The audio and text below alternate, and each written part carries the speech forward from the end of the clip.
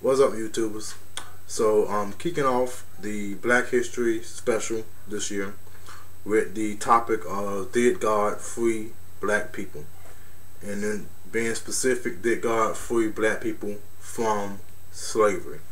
So in order to answer this question, I want to ask the question, did God free anyone from anything?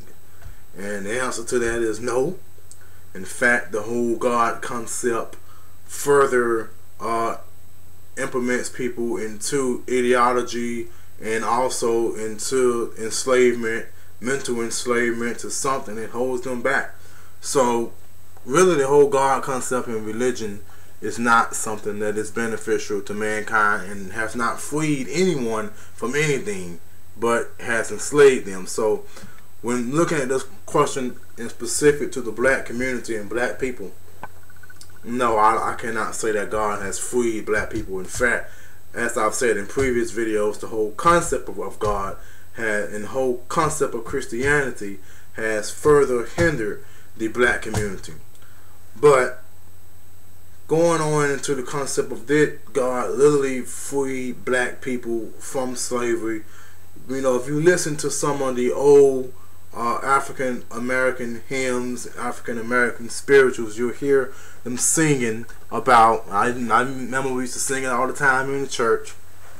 We used to sing songs about look down Lord, and sing songs about go down Moses to Egypt land. And this all basically goes back to the whole thing of the Israelites, Moses' people being enslaved in Egypt by Pharaoh. And the whole thing was that Moses was supposed to free the people. God had basically told Moses, you need to go and you need to free my people. Tell Pharaoh to let my people go. But what many people overlook in the scripture is that God says that Pharaoh is not going to let the people go because God is going to harden Pharaoh's heart. Now, whatever happened to free will? You know, what kind of mess is this? So basically, you want to fix it where no matter what Moses does, no matter what you do, no matter what miracles and all the other plagues and what's not you're going to do, Pharaoh is not going to let these people go because you are going to fix his heart to he's not going to want to let these people go. Well, African Americans cling to this because in the scriptures, this guy is depicted as this big hero. Moses is depicted as this big hero who goes and free the people under the direction of God. So they look to this. They were singing a song while they were still enslaved, and then suddenly they become free. So it will certainly appear to them that God had freed them. That this Christian God, the same name God that had been used to enslave them, suddenly set them free. Who figures? And then in addition to this, now they are looking at characters, at historical figures such as Abraham Lincoln, and the whole concept that Abraham Lincoln was not a racist and Abraham Lincoln was against the ideal of slavery and wanted to see the abolishment of all slaveries and was sent by God to free the black people, kind of taking this and comparing it to the story of Moses and the Egyptian Pharaoh. Well, the problem with this whole concept is that you have to understand that first off, Abraham Lincoln, when he took office, he was not for the abolishment of all slaves. Now his wife was definitely for the abolishment, or she claimed to definitely be for the abolishment of all forms of slavery. But Lincoln's big thing was the integrity of the Union, and he wanted to save the Union at all costs.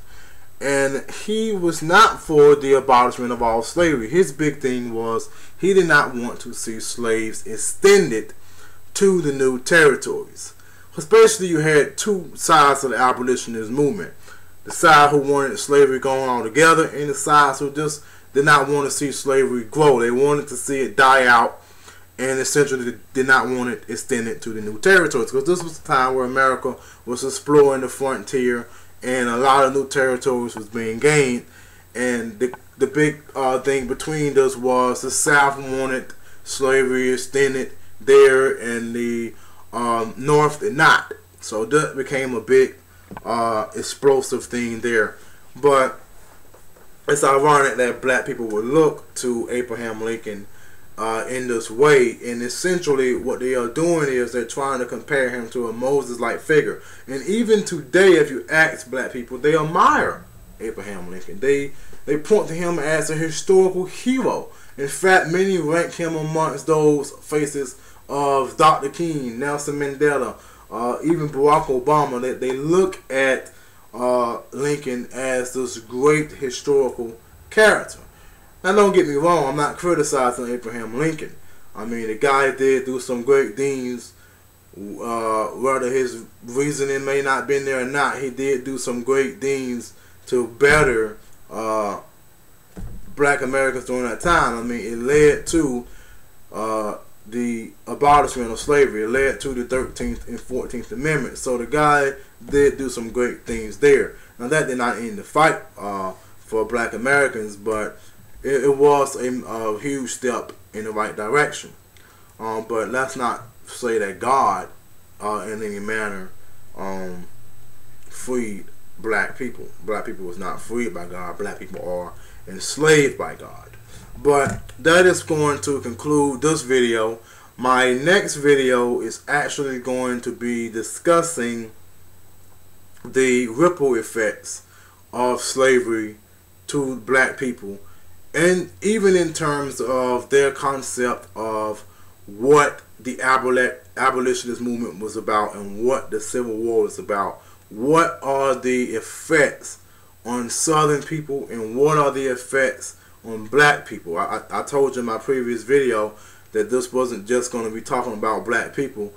So basically what I'm trying to explain to people is that just because you may not be an African American or black, don't think that the black history doesn't affect you. And the same thing, their history certainly affects, black people. It affects us as black people. So that's why I want to kind of combine it together so we can just kind of get a overall historical picture of things. But that is going to conclude this video. I will be posting another video most likely tomorrow discussing the ripple effects of slavery and the Civil War and the abolitionist movement. But that is going to be it for this one. Peace.